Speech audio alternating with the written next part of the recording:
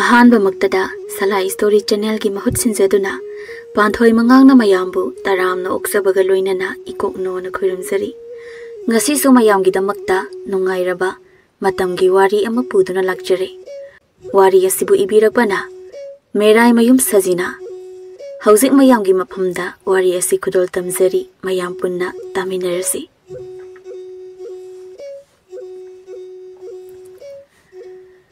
Miyoi bai koi gi punsi ase khubak khunam ni haiba kanagumba kanagumbina di he kauthokni maram asinani mi amagi awaba uraga aidi nungairi haina pongnariba matamgi khongsati kanana su honghanba ngamloi awa nungai yansinaduna saraklabani sanadu magi masanupi ahanda isau kanna langli kari nupino nangbo asuk pangisibo aibu nangse kari harga gyan tahandoino khangdre Sing asok tang basaraga, nang na asok pangba, ay ta seasoning ito ko. Leibaklei dong asay dagi mamana saung na chay ringang liba pumba, kari matatabi ba nati. Magi thokpa, mamagi sak thongpang manak to da pamlaga, kan na uiri. Mamana ngang lo onjilak pada uri, masagi matogdo. Amuk kahina saudo na. Leibaklei Hai Leibaklei ha, kay no ima, ado ka na lawri duba. Kangpre kangimi isa di ima na nga sahay dagi ngangli sagli mayam si ima gi nung siraba naksum isay oy na taraba oy re nang ay buyam saun ganoy mathangi namit ni Leibaklei manaw nupi anidu ngang duna iruzabiri thabasana nang asay na tombi se irubiram ba yadro ay ngairga sum leiramba ne manangsu ha iche ay pau ithanda luzaba seng de haina ima na chay Aduga ibu atomilo biramde. Thabasana tumina amu murum soli. Manang asay dagi laisabi sari sadana nupao na roga. He, kari habanangido. Adu horen imade hek haibada nang siya kang. Nang na itari kalido ay loyday. Is manaku singdo. Masin manaw nangang nariba mayamda manaw atombidi karim kang banate. Aduna magi thokpa isingdo kanna sanari. Leibaklei jahi tara taret sure. Thabasana na jahi tara sure. Manaw atombidi jahi ani khak ngairi. Leibaklei mama na labukta kumkhibada manaw ani siga imungi thabak pumnamak ngamnaba suzai adubu kharadi irang cheli. Masin manaw da mana ahan oibaga dinariba mama nabinaga mangondagi sahi yamna hanbaga nupadi yamna nganna koinare. Thoibina Leibaklei Tamphana Leita bazalo. Leiramni he. Aying bisung asay makoy da chani hayrami leiramni. Ando di lao. Maning lom da leibrings. Hoy lao. Tamphana. Nakoy ani di pi suri ba. Hay sa zi hayday ne. Hay ma. Nakoy ni lao ba. Hay do he abane. Pi si suba loy raga chara si. Thoy bina. Nakoy ni suro. Akoy ni na ne. Hay do ko lagi. Aying bina. Pi si yame. Nakoy nisu thadoro haido siloiraga adum charasi ayingbi makoy marigi manungda ayingbi ga Leibaklei gana khara mabuk singjai thoibi ga tamphaga di Leibaklei ayingbi desu sahi khali aduna yamna singi thoibina haima nakoy ni na dom suro aikoi ni haido khoglage nakoy ni na loirakpada chanaba ayingbi na hoi kholo dudi thoibi ga tamphaga do mamit yengnaraga nokfet tawduna changkhri Leibaklei makoy ani na pi suba loiraga mangolom da tholak padadi hai singdo thoibi ga tamphaga na loina chaduna loiramle thoibina haima nakoy ni di hauze loirakli ba aikoi ani di ne nakoy ni ngai na chabu buloshile ayingbina loikhrasu amu heklaga loire kaino tamphana nakoy adum heklaga zaro aikoi ni di chalage iman halaktre hairamani Leibaklei na hoi Nong manini gi matung Leibaklei du magi kada letter amakan na iri. Phone lot na pairam basu mama na phabi khri. Leibaklei do iri ba letter du da mapisu tup tasili. Yam na su saungna letter du da iri. Hayeng mak aikoi ni unase. Soibe yarai. Mathangi na mitni Leibaklei maga khangnaba nupa ada yam na saungna phamduna ngairi. Matungdagi magi damchana. Kayam kuiragi ngai ba. Ai khra thengkhre. Kari lerage, ay una tabi yade hay sibo. Ay uning ayro. वा अमता ngang Leibaklei do mamittamak yenglaktuna mapi tap tap tarakle magi matau ubada tombana kaino ayu ubada harawgadra hairaga kablei sibo nangna ise angang ni haino sitaba natro kaino aina kari langkrage nang haidu kaino ai se angang ni kaisu khanglei sinini nangna khali se a thoibi ga nang leina ba mari do ai kaisu khanglei khanbra tombado thoibi balakbada noklambaga chap lebi wangang bangam khidre pare ai chalage na ko eni gi mari do kari mari no khangning bagi ai na bu ko bane khangli hauzik di ngai kho ai no pa khong pi ding ai karam na khangino nagi mai thong da tari ba mami du na mai exeng na takli ai chalage ngasi da ge ko eni gi mari loire asi hairam lagan Leibaklei du chen khre tomba wakhali yam nungai tre thoibi gi yumda tomba du changlei thoibi gi mabunga tomba ga yam luna tinai aduna thoibi khoi gi yumda changbada kaisu koidana changlei ni tomba gi laibak na pharisu thoibi khoi gi yum gi mi amatta leiramde thoibi du phi saduna leirami thoibi da tomba kai se lurino dada di leiti nanga wari am ta sage hana laini sida famo kaino kai hage haino nang aikhoini gi mari se kanada khangang khrage kanada so haide da tomba na kana so haino haibudu da thoibi do wakhan ningsing lei Leibaklei dingarang da tomba gi photo ukhi bane mana nanga khangnari ra hangbada aina hoi adu kanada so haido kano haiki bane thoibi gi wadu tabada tomba do lawai samga chap chap yungle thoibi do magi mato ubada chingna na kai dorage nang humanga kai duna ha kishidaude ai salage dadi asi hairam laga tomba da hanna yenglamdana chakre thoibi do mabu chingna na yengduna lehore nong nini haukre thoibi ga tomba ga su lotna nungsinarambadu lot khidre thoibi di Leibaklei ga tomba ga nungsinarami khangdri chingnabadi chingnei tombana wahang tawramba namitu dei namitu Leibaklei khoigi khul thangnabada lila lei haina makhoi mamanabi mari amadi tomba ga punna lai makhoi mari di legai amatani aduga tomba di khul ama ani chalaga leibani thoibina da tomba wari dei aying bina khoi ani di wadro ai di ware Leibaklei nang su wadro thoibina tawribadu Leibaklei ga tomba ga makhoi ani gi matau yenglibani adubu Leibaklei gi mafam dadi thoibi gi wakhan aran bani nungai taba pen taba amata utana noklaga hairi wari di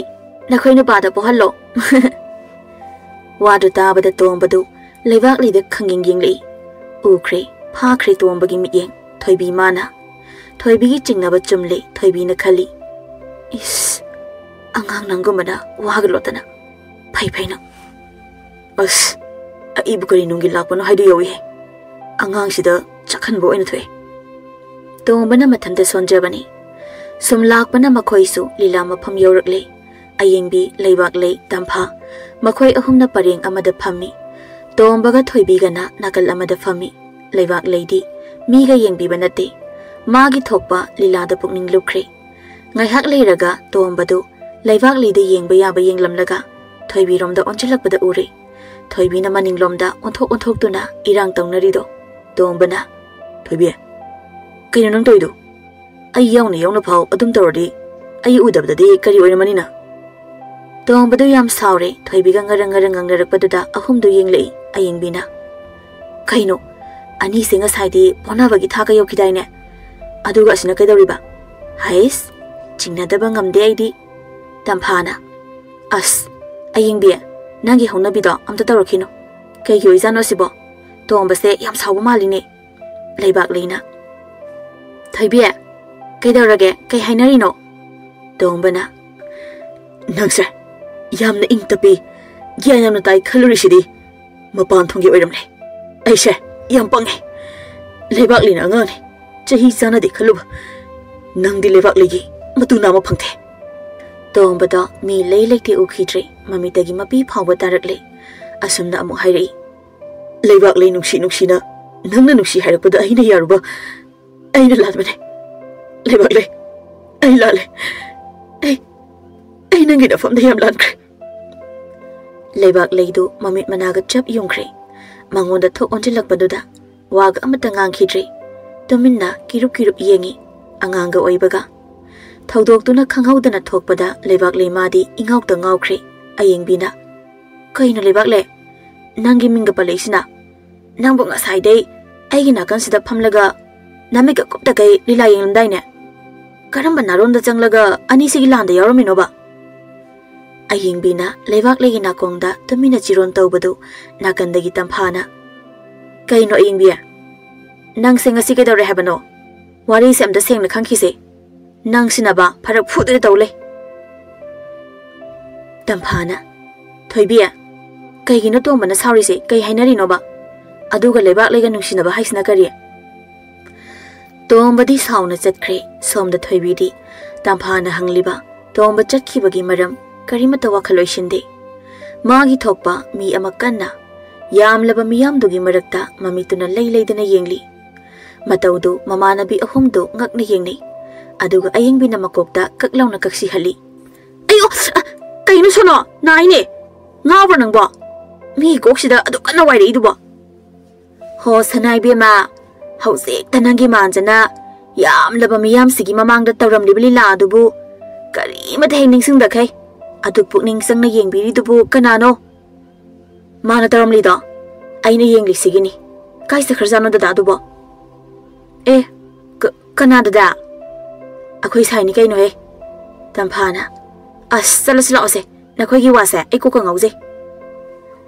namit kharani hawkre tombadu Leibaklei khoi gi thonganda lak tuna lumba amu hawre namit to Leibaklei na turelda phi suba kumlak patanjani tombadu Leibaklei khoi gi lerak machindu da phamduna Leibaklei tholak pangai duna leirami tombana ure lapna Leibaklei na makokta phi khudengdu thangatlaga angang machagum chong duna laklido mataudu ngahak nungsina yengi aduga ngaiduna leikhre naksilakpa tombana kaurakli Leibaklei du ubadi ngasaina urabani udaba saduna laibani tombana kauribadu sukhumde magi thokpa isaidum saktuna chali tombadu handakti Leibaklei gi mamangda chaplipsili Leibaklei ikhangkhangna chaplepi aduga sauna kaina tomba lambi sida migi mamangsi tawisiba aibu ima khoina phubudura nangna pamise aina pa koinai kanasu khangdabane nangna khangana ba tawrakano handoi jatke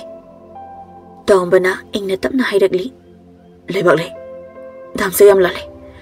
nangai bunga pio ai amu hana tawrai aina nungsi hairu basunate thoibina hairakpane Leibaklei du tombana khethan lokthadana natte Leibaklei du tombana khethan lokthadana hairakpaduda angang wakhanina chumda chumlaboi khankre maso asumna hairi Parise ai phise kanghawar imana horen chairani chalage ai sida sungairamge wari ma sadole phida saja suraga tholo Leibaklei du chatkre tombado asumna khali ngasidi yumda purage angang oirasu nang aina masak yamuna khange yum koiga dabini nang angang lorubagi awaba aingonda leiroi ngahak leiraga Leibaklei du karibu khallurino khangde Nongmata phanek setaba mana phanek setuna thoglei hi wakan se khangbagi maungda phaneka selaktana damcha karino haine do hairo mina ukraga horen nanemboki jaisani ba tongbodo wakan lai Leibaklei na phuba palakpaduda kadar tawrei Leibaklei haujikta nakhoiga thangnaba ine laibina nanga Leibaklei ga unabadu ma uhawi horen mamada haidokni hairame aigi nakta changlag aisu mamada di haidok pigano haijabani adubu haini phuani hairamini ha damcha adu de ekamai tawdeba ai di karam tawne hore lai soidre madugi laibi haibi micropi huibi maza kokhiba koidriba manbiduna karaidagi ukhriba noba uzu kankre magi mamito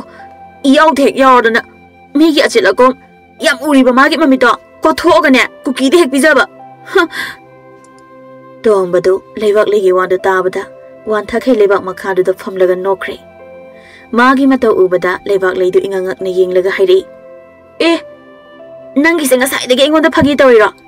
Nana no isnadi phagi oiramlaneba natra Is ai ding ha wakhan ga sa malanga marup oirene ne hek daida Leibaklei gi wada dombadu noklambaga chaplepi aduga hathu adu hairi kaino Leibaklei Aina nangwanda phagi tawgadro aina no idudi nangna mamit ko thoga kuki da pizani haibadugine Leibaklei do koksawi kakre waga ngangkhidre peri peri tumina laikre matawdu nga hak yenglamlaga tombana Leibaklei chalasilo nang phudana bane aina haise cheladi aikhoida namana phuba lakpa yaridamne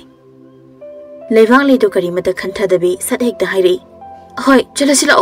phudoi sarupadi adunna phare Somda mama na mayumda halakpada machanapi thaba sanana machedu yumdagi thokhiba kuire habaduda sanadi wakhan wana kaino ne hauji mamlabasi phawda kadai chaliba mate masigi nupi se phana sungangle phana su jaire wakhan tawa ko leite me nongale Leibaklei gi mapa yai madu mangondu da yam saungna phamli thonga lomda mi khara changlakpada ure Yai madu phana saurasu mapan thongda utte Yai ma masagi kharadi phingzai adumakpu ka hena phattaba midi natte wangang basu haizade mabuksu yamna chame imung lomda onchilaga magi nupi sanabu kawi Hai sana nakhoi kana le phida puthoro mi le Hai tarba nakhoi bo Sana na imung dagi phak ama pairaga ngangang duna tholei Thaba sana iman hairaga thamnamba sadu puthoro Thorlaga phaktu thare aduga mapurebagi manak oira phamduna lei matam kharagi matung Leibaklei tombaga luhongnaba namit lepnakhre nong manung dang wairam ama tombagi mama tharodu Leibaklei khoidlai sanana harau harauna haima tharo nangdi kai selorino sida sum lakbro lao zango phamuse ise nanawse kok samandana ise gi da hekta la abani kai gi na kok sarino ne tharo As ise bema lohong dawri banin tawrise khutta se lupa ma udri isa nupa matomtani mayam dagi tadana di hongningi leitaba lairaba haibasi khut khongtek bagumna wahali sanado wakhal nge hakhali sana khoigi di ka hena nangba oide marok sing watana sulei as adogi oire tharoi bema nangi di nupani aigi na nupine karim he khalunu atai nate Aigi isase yam angangni nangna nasa sakna khangda haitaba pumba tabi tambiyuko Ise ai di Leibaklei se yam nungsijai mangwanda takningai amate hek yawde phari se haijing poto khara phajana tawro sel khara horel angangda thilalaki Tharuna dingzera ko wakhalado thunglabada momonokna chatlage hairamduna chatkri Hapta kharagi matungni Leibaklei du luhongduna tombagi yumda lakpadagi tombagi mache halakpi ahumdugi sarai khangba hore makhoi ningol ahumdu phamduna ludo sanari mama tharona Hai nakhoi ahumdi thaban songba yengba chatloidro horen Isanna yengba nate che aiga aiga de chongdoini kaino che saudi phibam siga chongdi chongning chonglare haikrabani Leimana hiangang nangna kari hendana isa khitang noizabagi wani aina sum chongning haibane aina chongladi nangonda paido bunu papumba aingonda paigi hairakani haina chongloi haibibani haha chezao ayam nokninge phibam duga ngangthorei duga hai yare nasina naw humak nama aina ne amambada khangba ngaktani nasan sisu chaninglamgani pubiyu man hek yengjani chongloi hairasu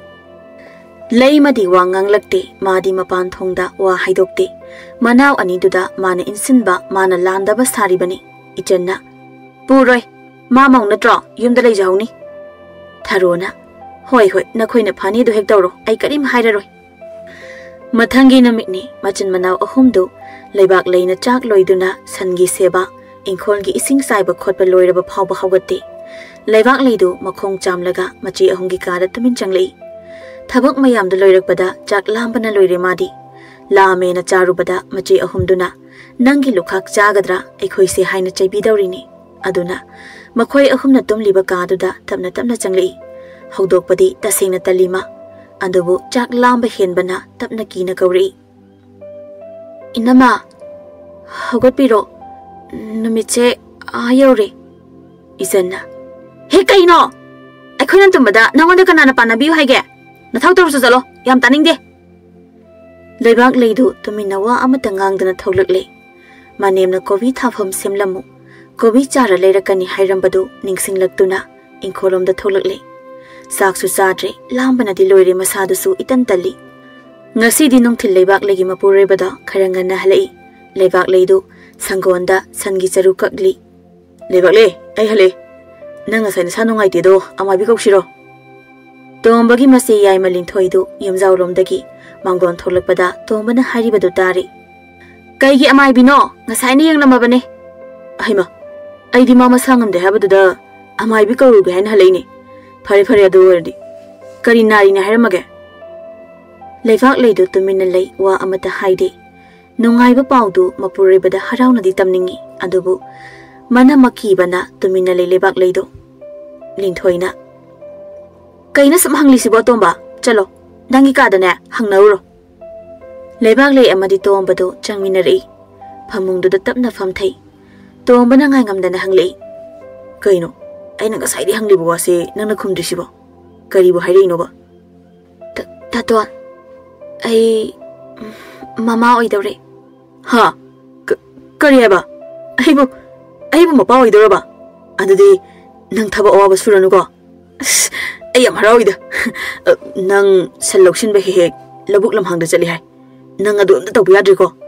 Lawri da tusin kusin tong ni ba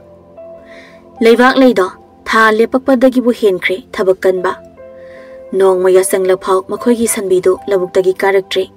Leibaklei chakmai thaga ki tawrambani Manem na lak tana kaurakpaduda pai khai senthori Ima kai dawrage adu kana kawi dabo Hai aikoi gi sanbi do hauzik mamla sifaw bakarakte asai phok tholuga amta yengu so salo Hoi ima ai mayim ta pairakhige Kai gi mai no sum matam lawdana leiranu chatlo Sando soidana manglani Ibi amanang se phana sum moli he Yai chatlo Nangoda gi sanbi do na hena maman yami Nang di phawham ne phawham Tharo mama macha makhoi marina Yam toina haiba wahai ni Nangdi phawham ni haiba wahai se Awan pot yam di sana yam purakti haina Nangdi phawham ni haina hi hik jaibi Leibaklei do hathu lai Makhoi gi sanbi do Lap na makhong da thori yesin duna Khongbal amagi manak da leibadu ure Sin duna sasilog tui Anghang bi Nangdi ngasay digi wana leiram libo ere Ay la e waranu ko se lenganu se Leibaklei na thori do lawthokpa loiraga thori do Leibaklei na pairaga lakminei Matik ama chatlaba matung sanbi do karibu urabano khangsian chenkre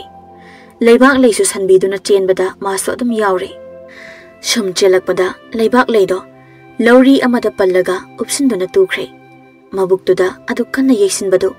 narabasu khang do na chirai Mayum yorakpada di mapuribadu halaklamle Leibaklei do phamung da chang do na hipkre Manem amadi manama ahum duga kanna ngangli halakpaga hipkre haina Tombado magi na pigi manakta tamna changlei aduga tamna wa haiba hori Leibaklei kidawgi nangbo santhiruni hairaga chatki hai manade aduga sanbido de ngiha oire halakpa nangbo kai chalurage Taton sanbido thori esinduna leirame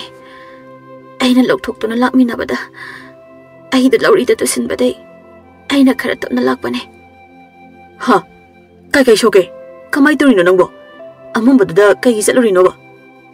Leibaklei na subli ba phaizub do satching bada ure Leibaklei do masapumba pumchot bado Tomba pakhat kre Leibaklei Kay no side Ha Sibo kay no ba Lao sa se Tato Yari zatraso Bukta yay kre adugine Kaisho ta ore se Thai amba sunatri Kohana matungda mama oiba yari daba sunate Somda mama masa maridi angang kaire handak tanthokrasi hainari Tomba thabak chatkiba ngai duna leikre Leibaklei su kuina hipchinduna leitre manem amadi manamagi sarida kitang masakan maga hawali nong madi tomba leitaba tanjanda Leibaklei du machi ani duna phuri inam yai ai soikre matong tawjariye inam ton ai soikre ichanna he phawam nang lakpadai ipase manglabani ne nang sakro thaba khuding so takna drikhai tawdaba chalo na yumda nupi ma thijawrage thonglon sinkre machin manau ani do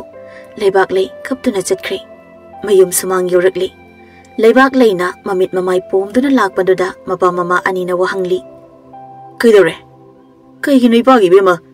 namna kaptuna lakli basi kaigino hayo khumo napan hairi se kaigino isana kapli babo ima ai khoi thangna bai che duna cheng puge haibada piru bagi inam tonga inam yai gana makhoi de hangdana thabak tawi haina sauri bane Leibaklei na wari pumba loina tamle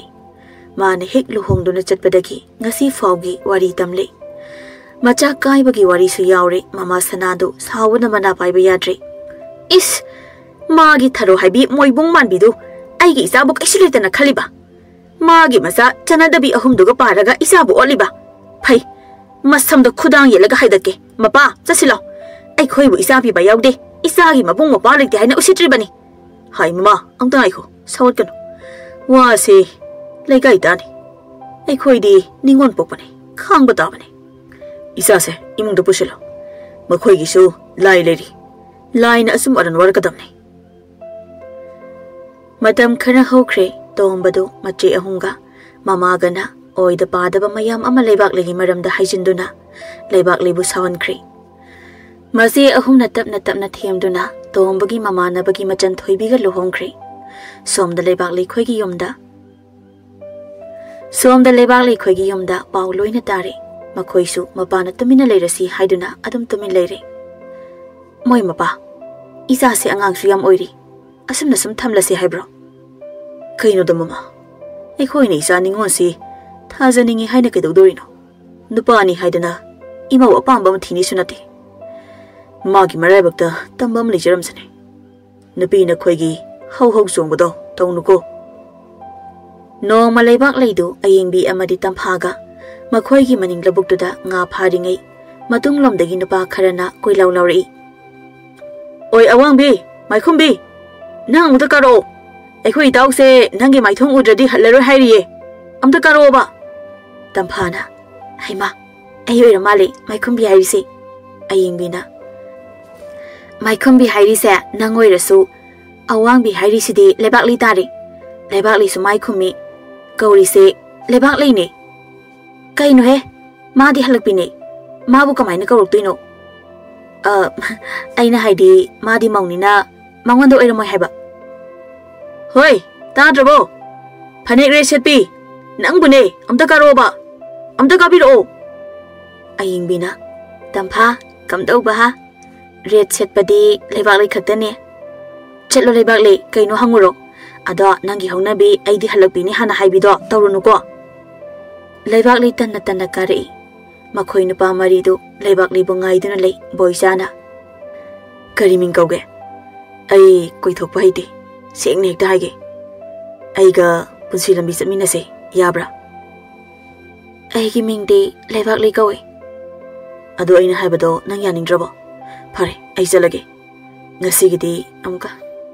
ado aina haibado nang yaningdrabo phare ngasigidi ai jalage hayeng mafam sida aibu ngairamo aigi wafam do yaningadi yaningdradi ngairamgano phare ai jalage yari haninge ado ai wamta haige nangse ngasida thengnaba oirabasu aigidi haifam thokpane ai maune ipamda halaktuna leibane phare ai jalage nangna khangdabagi hairabasu haujikti khanglabanina nangai butalamani ne aduraga kedorage maudi minatro ai henglake nangai bu soidana ngairamo mawoira soidi nangu nungsikre chalikoi mathangi namitni Leibaklei du wakhan irang langi mafina na setuna mamada ayingbi khoida phanik lauruge hairamduna thoglakle lobok lomda sum tapna Leibaklei du lai sum lakpada lapna boisana magi maike yengduna lairibadu uri as ngaiduna lairine mihon sina kaino asukana songisina Sana nang thola aroidra khalurabane di ngarang wangang ama tawbuda kaino aigi mingdo sana haibana tiye Leibaklei haibane sana dudi ekhoi imagi mingne nangi mingdo Leibaklei haibane ai kaudi nangi mingdo khawba pamui adudi sana haibase ini boki mingni hairabani na mi tahandabi kauragi ko ado ngasi silase nang nasak am phajai ai nang bukuina nayumda leheningdre ko nang yadi hairakano yarobo ko ado ai bulu na di tawiyo ai amu hana laibak thibidi oiningdre thabangna sakhi pirage chasilo nang na haibata yarage ai ngasidai morada phamjarage lao jase as nang sidi da chau waduna tan laklebi Leibaklei ngasidi mabu thamoi sengna nungsibiba mapuroiba amadi mane maku phangjakhre somda tombagi imongdi pungloi loire kai kiduna chelaga som ongnei haidu thoklari Leibaklei tan tholaga aunpot yamna purakadabi ama thibra haibu thoibina madi aunpot yamna pura iduni haina thabaka amata sudana phamja chakre ningol ahumdudi yumgi thabak pumbana takhaire loire tawjarubagi mapa phangle boisa amadi Leibaklei su machanapi nupa poktuna nungaina panki mi bu kaisu leitana khanba makhoidi punsi lambida maithiki miyoi bagi punsi khuba khunamni